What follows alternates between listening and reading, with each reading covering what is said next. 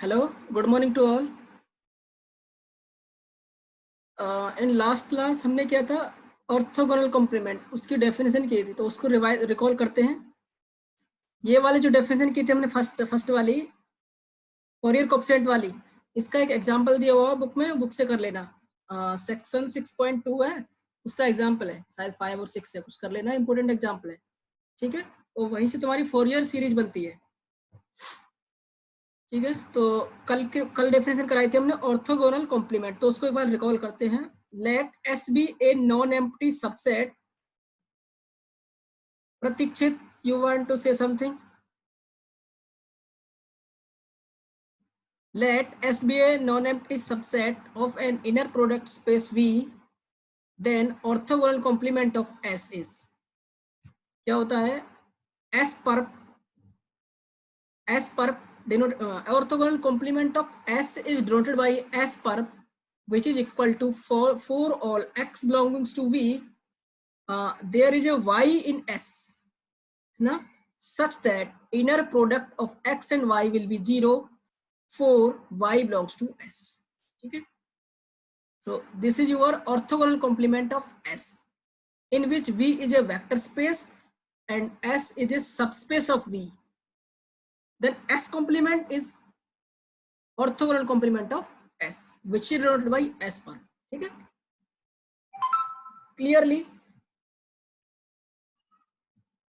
clearly S पर is a subspace of V. ठीक है, सबस्पेस की तुम्हें कंडीशन है, पहले जीरो स्पेस देखते हैं, फिर उसकी दो कंडीशन आती है, उसको वेरीफाई कर लेना है, ये उसका सबस्पेस होता है। ठीक है, कर लेना है, वैसे पेपर में नहीं आता, लेकिन मतलब इन जनरल हमें मतलब इसका आइडिया होना चाहिए कि कैसे सबस्पेस करते हैं, फर्स्ट या सेकंड सेमेस्टर पढ़ते हैं सबस्पेस कैसे फाइंड करते हैं। सबसे पहले देखते हैं कि अगर जीरो स्पेस है तो जीरो स्पेस है, जीरो स्पेस है तो वो होगा, अगर जीरो नहीं है तो डेफिनेटली वो सबस्पेस नहीं होता है ना। किसी को मतलब चेक करना भी आता होगा, पहले जीरो चेक करते हैं, अगर जीरो नहीं है तो डेफिनेटली नहीं है। ऐसे करते हैं ना कि मैथमेटिक्स में P इम्प्लाइज Q और Q doesn't implies doesn't Q P। Similarly अगर जीरो है सबस्पेस तो हम आगे बढ़ेंगे, अगर जीरो नहीं है उस एस परप में तो डेफिनेटली सबस्पेस नहीं होता है। ठीक है, इसकी कुछ प्रॉपर्टीज है, रिमार्क्स। फर्स्ट, अगर हमारे पास जीरो स्पेस का निकालते हैं, जीरो स्पेस का परपेंडिकुलर निकालते तो उसका होल स्पेस आता है। ठीक है, जैसे तुमने पढ़ा होगा नॉर्मल, नॉर्मल तो पढ़ा होगा, जैसे एक होता है प्रॉपर, एक होता है ई और एक होता है पूरा सेम ग्रुप जी। ठीक है, तो उस नॉर्मल ग्रुप कंडीशन में कहते हैं कि it has only two proper normal, that is E and G. Similarly यहाँ पे ई वो आइडेंटिटी वाला है, दैट इज जीरो स्पेस, और जीरो स्पेस का जब तुम निकालोगे परपेंडिकुलर या परप या फिर ऑर्थोगोनल कॉम्प्लीमेंट, वो पूरा होल स्पेस आ जाता है। ठीक है, और सिमिलरली अगर तुम होल स्पेस का निकालोगे तो उसका ऑर्थोगोनल कॉम्प्लीमेंट कितना आता है? 0 for an inner product space. ठीक है ना। Second point, if v equal to R2 and S equal to E2। ठीक है, फर्स्ट सबस्पेस S2 है, sorry S equal to E2 है, और उसका फिर S पर क्या होगा? E1, क्योंकि E2 का एलिमेंट क्या है? 0,1, और S पर के एलिमेंट क्या है? E1, और E1 के एलिमेंट क्या है? 1,0। ठीक है, जब तुम दोनों का आईपीएस लोगे तो उसका फर्स्ट टपल क्या है? E1 का 1 और E2 का क्या है? 0, तो दोनों की मल्टीप्लाई 0 हो गया, और सेकंड टपल में वो भी 0 हो गया।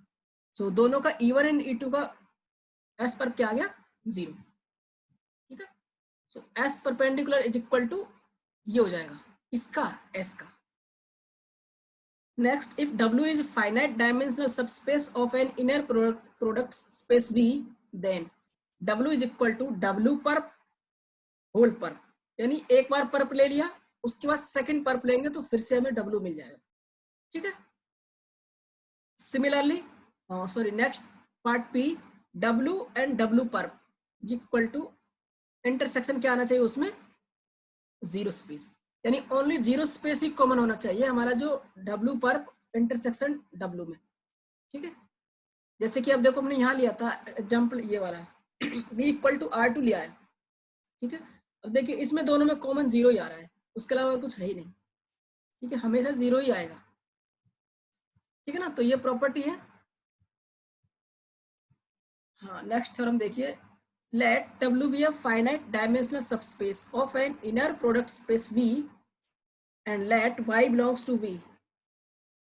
ये ध्यान रखना भाई, पेपर तो सभी के होंगे, यूनिवर्सिटी वालों, स्कूल वालों का तो चलो मतलब प्रमोट कर दिए विदाउट नॉन बोर्ड क्लासेस, लेकिन कॉलेज में सभी के एग्जाम होंगे, सभी को जानकारी दे दूं मैं, अगर किसी को जानकारी नहीं हो तो। क्योंकि फर्स्ट ईयर सेकंड ईयर वाले कह रहे थे कि शायद हम पास हो जाएंगे, कर देंगे, ऐसा कुछ नहीं है, पेपर देना ही पड़ेगा, और तुम तो थर्ड ईयर में, तुम्हें तो देना ही देना है, ठीक है ना, तो पढ़ लो। Let W be a finite dimensional subspace of inner product space V and let Y belongs to V. Then there exists a unique vector in W.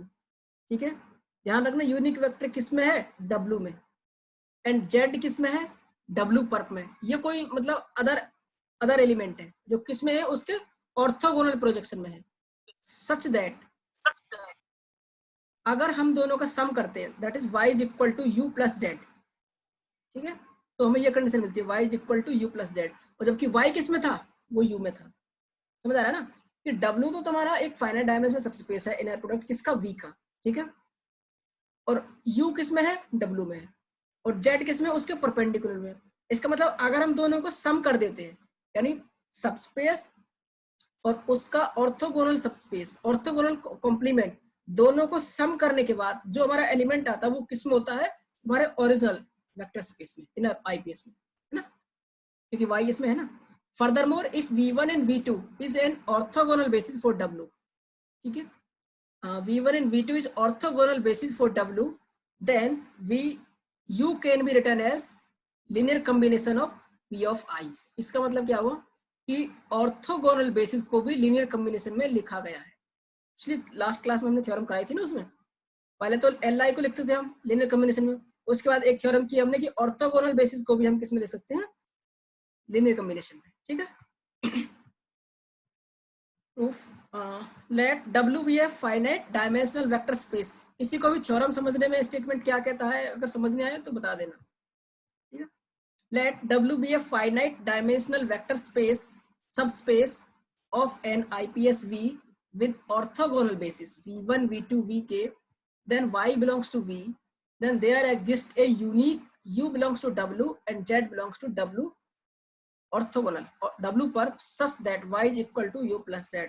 That means इस थ्योरम का मतलब क्या है, देखो ये इसका बैकवर्ड पार्ट है, ये इसका फॉरवर्ड पार्ट, यानी यहाँ से जो फर्दरमोर लिखा हुआ है यहाँ पे ये इफ एंड इफ ओनली भी है, ठीक है। अगर हम इस कंडीशन को होल्ड मानते हैं तो वो ऐसा मिलेगा, और इस कंडीशन को होल्ड मानते हैं तो वो ऐसा मिलेगा। इस थ्योरम को हम इस तरह से करते हैं, अगर इस टाइप की थ्योरम का होता है ना तो वो if and if only part होता है, ठीक है।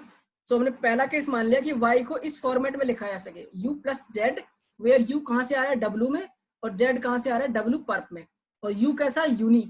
ध्यान रखना जो ये थ्योरम है ना, इसके स्टेटमेंट से एक क्वेश्चन बन जाता है, जहाँ पे मैंने यूनिक लिखा है ना, जब तुम मल्टीपल चॉइस क्वेश्चन कहीं भी पेपर देते हो तो वहां पे ऐसा मतलब ये थ्योरम का स्टेटमेंट दे देगा, डायरेक्ट ऑप्शन दे देगा कि हाउ मेनी यू वी, कोई भी constant, how many vectors exist in W मतलब सबस्पेस, ऑप्शन दे देगा 1 2 3 4 इनफाइनाइट, ठीक है।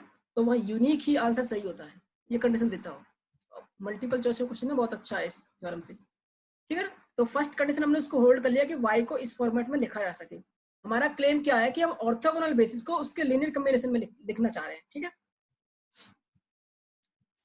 Since we have y is equal to u plus Z, ठीक है, so y is equal to u plus z है, then u is equal to ये है हमारा क्लेम है, ठीक है, is equal to summation of j is equal to 1 to k, what is the value of y is equal to u plus z, putting here comma v of j multiplied by vj, ठीक है।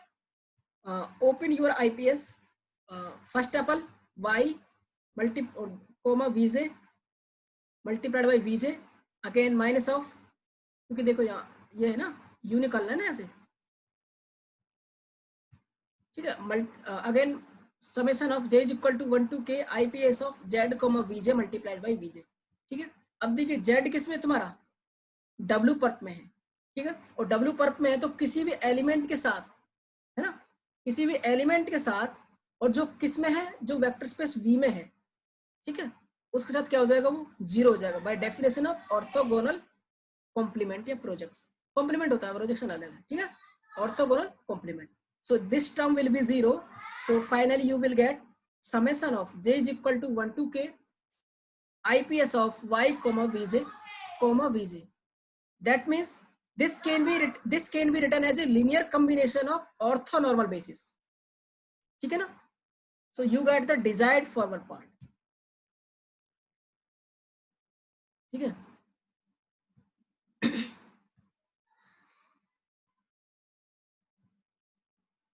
प्रतीक्षित,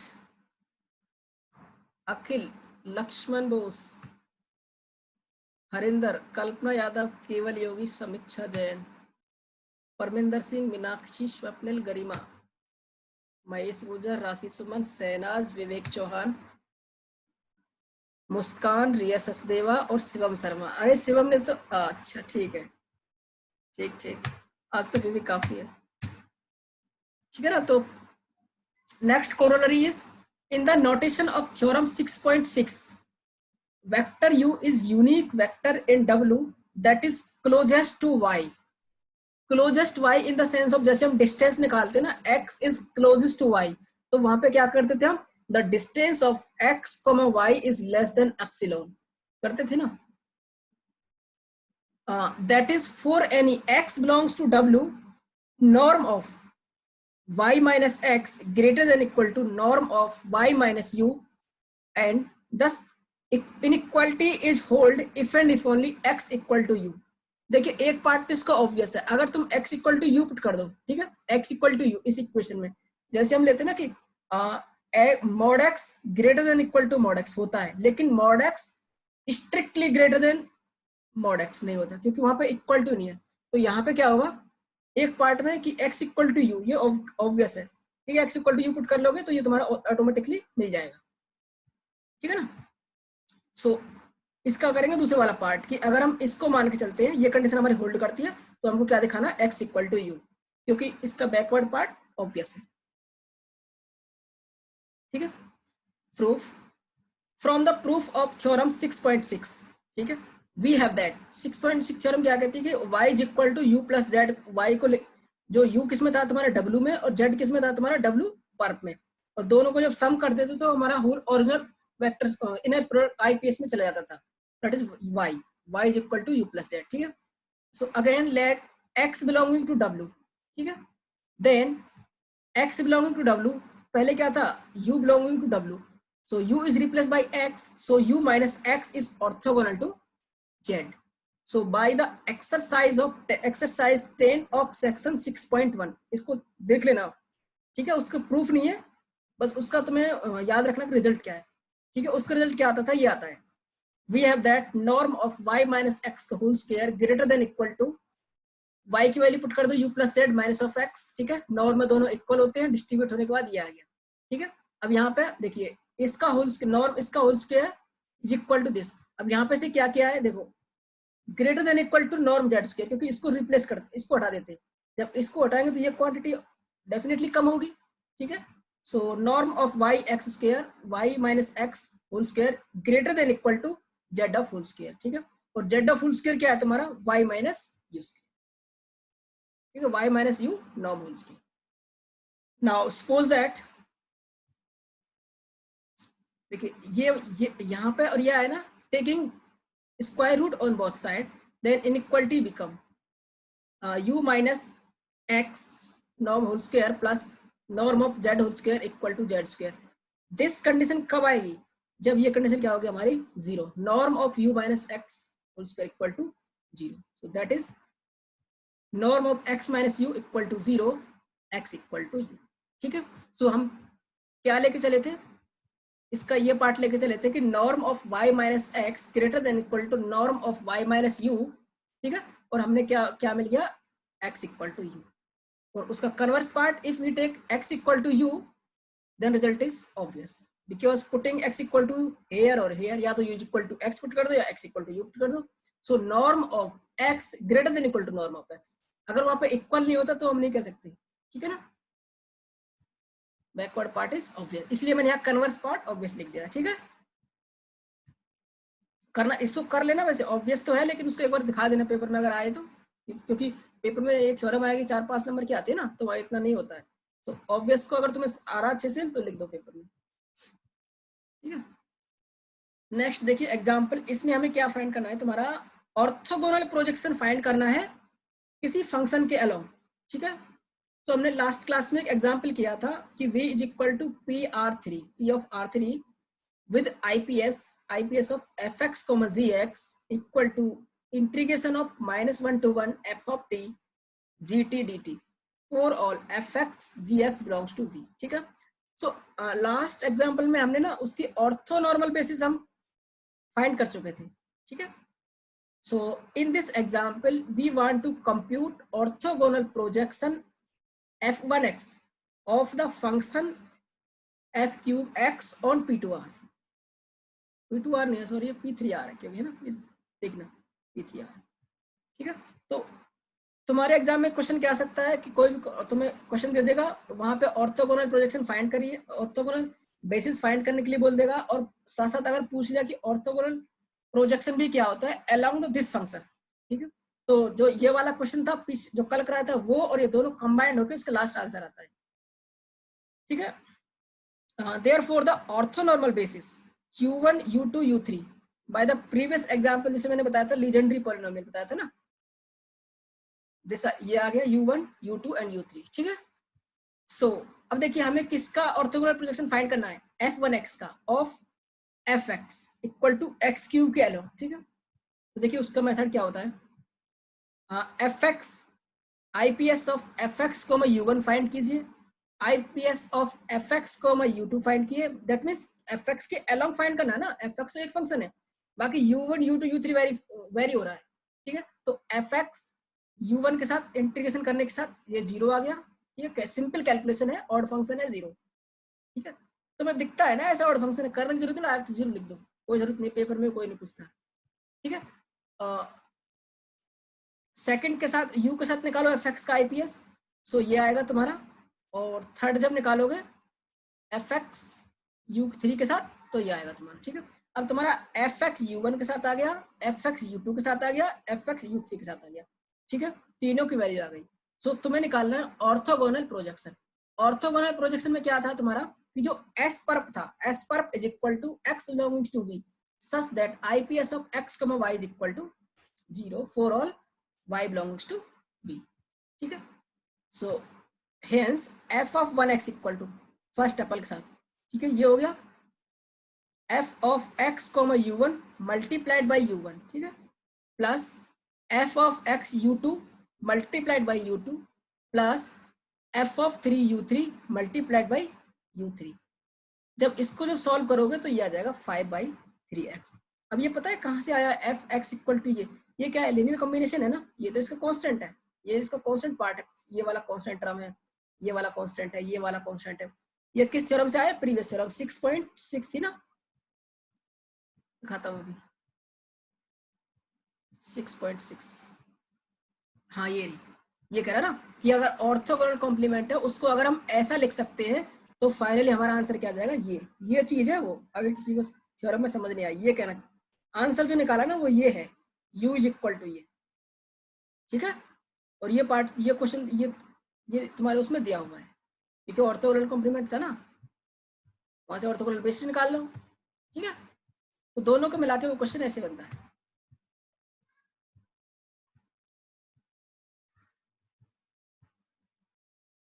next theorem है, suppose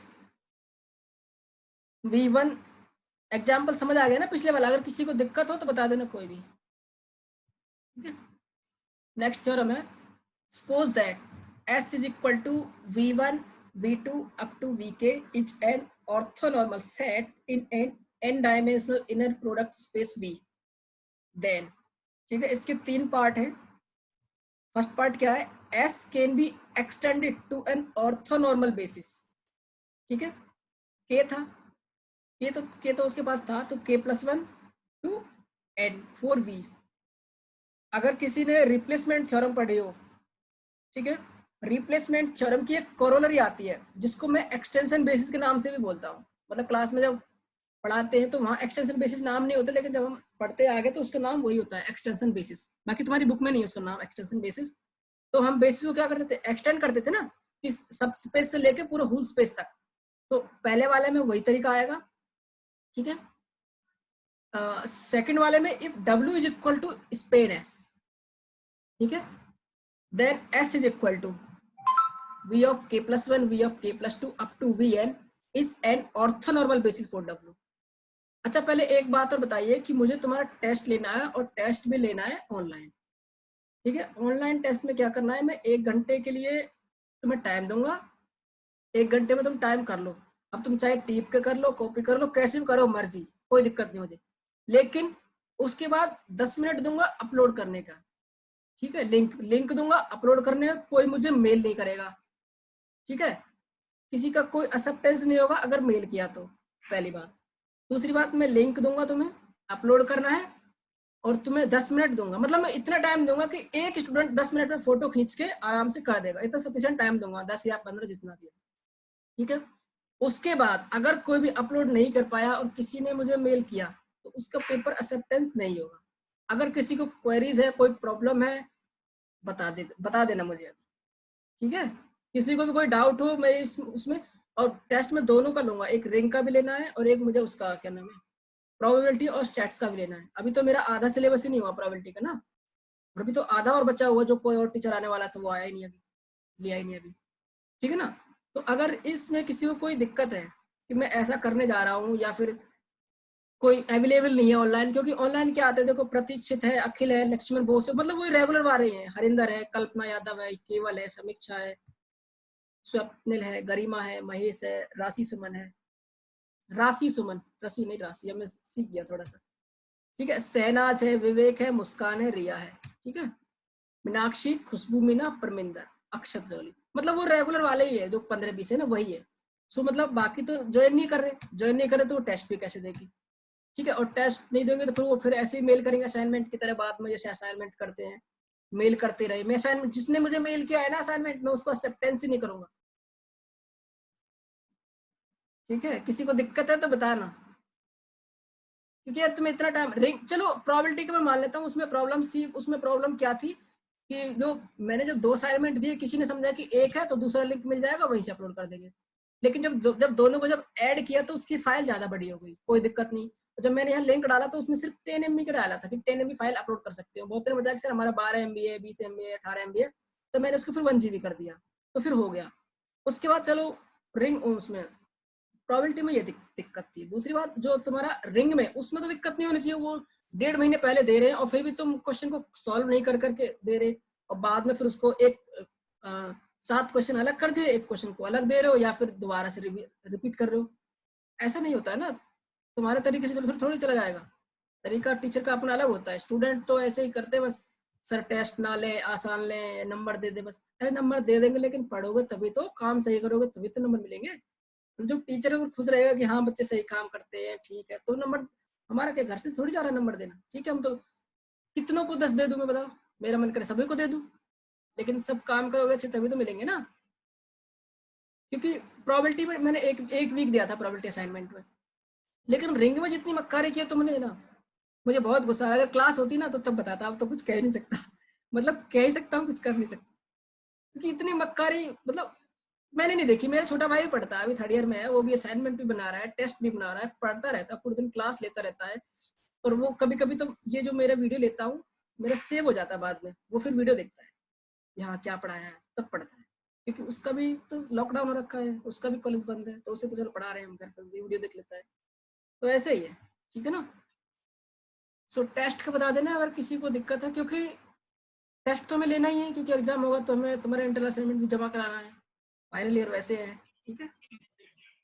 Meenakshi, you want to say something? कब होगी test? हाँ test कब लोगे? हाँ, test कब लोगे ये तो सही है। अब तुम बता दो कब टेस्ट ले रहे हो? अप्रैल, क्या ये मई चल रहा है ना, मई के लास्ट तक ले लेंगे दोनों, ठीक है ना, मई के लास्ट तक ले लेंगे। मई के लास्ट वीक में दोनों हो जाएंगे, ध्यान रखना, ये मत सोचना कि मतलब ये वो होगा, क्योंकि बाकी क्लासेस तुम्हारी हो नहीं रही। विनय सर ने तुम्हें नोट्स दे दिए सारे, मुझे पता है, और रेनू मैम ने भी शायद तुम्हारा हो गया पूरा, है ना, रेनू मैम का भी हो गया है। बाकी प्रोबेबिलिटी रिंग ही बचा है, तो वो सारा मेरे ऊपर सारा कार्यभार है तुम्हारा, तो इसलिए मुझे ज्यादा काम तुम्हें भी करना पड़ेगा, मुझे भी करना पड़ेगा, ठीक है ना। चलिए प्रूफ करते हैं उसके बाद, ठीक है। तो उसमें 3 पार्ट थे। पहले तो ये था कि जो सबस्पेस की बेसिस ऑर्थोनॉर्मल बेसिस थी उसको हम एक्सटेंड कर सकते हैं। वहां पे क्या था, ऑर्डर्ड बेसिस थे, यहाँ पे बस ऑर्थोनॉर्मल बेसिस आ गया है। और ऑर्डर्ड बेसिस और ऑर्थोनॉर्मल बेसिस में डिफरेंस क्या है? ordered basis is also orthonormal, but orthonormal is not ordered basis because orthonormal में normal condition भी extra है। ठीक है, एक्सटेंड कर सकते हैं। सेकंड क्या था, if w equal to span s then s1 is equal to v of k plus 1। देखिए यहाँ पे k plus 1 मतलब जहां से हमने एक्सटेंड किया था ना, is an orthonormal basis for w। ठीक है, वहां पे फर्स्ट में जो सबस्पेस s था वो क्या था, k तक था। ठीक है, k बेसिस थी उसके पास। लेकिन जब W स्पेन S में है then S1 is equal to, यानी उसके बाद वाली जो बेसिस हमने एक्सटेंड की is an orthonormal basis for W। ठीक है, एक्सटेंड हुई बेसिस भी ऑर्थोनॉर्मल बेसिस होती है फॉर W के लिए। C part, if W is any subspace of V then dimension of V is equal to dimension of W plus dimension of W perpendicular.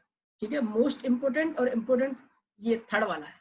ठीक है, बट थर्ड वाला होगा तभी जब पहले 2 हो जाएंगे, क्योंकि फर्स्ट और सेकंड हो गया, थर्ड वाले में कुछ नहीं है।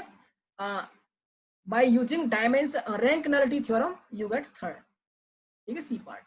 सो first note that S can be extended to an ordered basis S dash. ठीक है, V1 V2 VK। यहाँ पे हमने सिंबल को V की जगह W ले लिया। ठीक है, सिंबल में कोई दिक्कत नहीं है, डमी वेरिएबल है। WK+1 up to WN 4V, क्योंकि अब जो पहले और पहले किसकी थी बेसिस, वो S की, और जब उन्होंने S को एक्सटेंड कर दिया तो उसको डिनोट कर दिया S डैश से, और वो किसके लिए हो जाएंगी, V के लिए, होल स्पेस के लिए। ठीक है, ये किससे होती है, by corollary of replacement theorem. ठीक है, तो जब तुम्हारे ऑर्डर्ड बेसिस या फिर ऑर्थोनॉर्मल बेसिस हो गया, so by applying Gram Schmidt process to S dash, क्योंकि ऑर्डर्ड बेसिस हो गया, so by applying Gram-Schmidt process to S dash। Gram Schmidt में क्या करता है, तुम्हारा ऑर्थोगोनल बना था ना, ऑर्थोगोनलाइजेशन, ऑर्डर्ड बेसिस को ऑर्थोगोनल बेसिस बना देता था। सो फर्स्ट के vector resulting from this process are vectors in S by exercise 8। इसी बुक की एक्सरसाइज 8 है, और वो एक्सरसाइज 8 क्या कहती है, वो एक्सरसाइज 8 वैसे मैंने नीचे लिख दी है, उसका मीनिंग वही है जो मैंने स्टार्टिंग में बताया था कि if W1 W2 W3 up to WN is an orthonormal set of non-zero vectors, then vectors v1 v2 vn is derived from the Gram-Schmidt process such that vi is equal to wi for I is equal to 1 to n।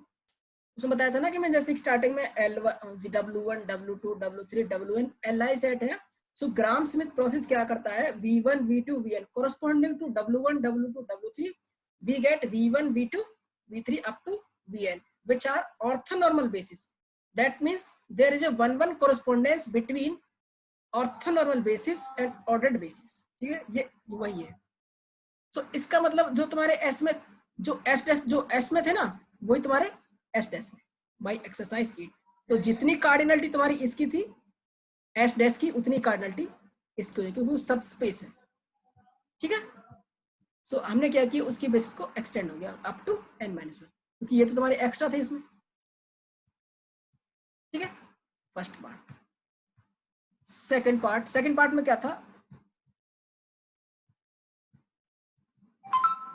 If W is equal to span S। ठीक है, span S then S1 is equal to, यानी W span S में है, यानी first के order set वाला था ना स्पेन S के तक, देन S1 यानी, और S1 क्या लिया था हमने, के बाद वाले ऑर्डर बेसिस। ठीक है, S1 is equal to VK+1 up to VKN is an orthonormal basis. अगर W स्पेन S में है, पहले के वाले टपल्स के ऑर्डर बेसिस में है, तो जो स्पेन S जो नया आया वो ऑर्थोनॉर्मल बेसिस होता है, किसके लिए, W के लिए।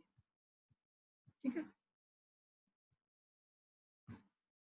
टाइम होने वाला 40 मिनट लगता है वैसे। Because S1 is a subset of basis, it is linearly independent है।